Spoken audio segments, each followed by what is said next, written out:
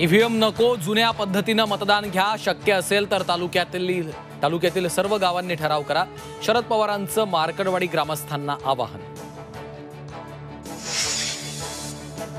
EVM समर्थनार्थ सत्ताधारी आमदार एकवटले, विधान भवनाच्या पायऱ्यांवर पाशा पटेल, गोपीचंद पडळकर, सदाभाऊ खोतांची घोषणाबाजी।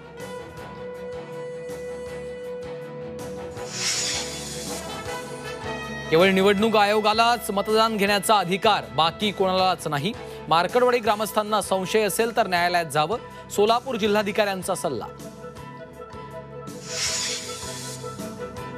मनसे अध्यक्ष राज ठाकरे यांना महायुतीत घेऊन फायदा नाही, आपण असताना राज ठाकरेंची महायुतीला गरज नाही। रामदास आठवलेंचं भाष्य। राज यांची निवडणुकीत हवा गेल्याचा लगावला टोला। पुणे रेल्वे स्टेशन बॉम्बनं उडवून देण्याची धमकी, पुणे पोलीस नियंत्रण कक्षाला आला धमकीचा फोन। आरोपी पोलिसांच्या ताब्यात, नशेत खोडसाळपणा केल्याचं उघड। नाताळसाठी कोकण रेल्वेच्या विशेष गाड्या, नाताळ नववर्ष सेलिब्रेशनची लगबग सुरू। प्रवाशांची गैरसोय टाळण्यासाठी विशेष ट्रेन।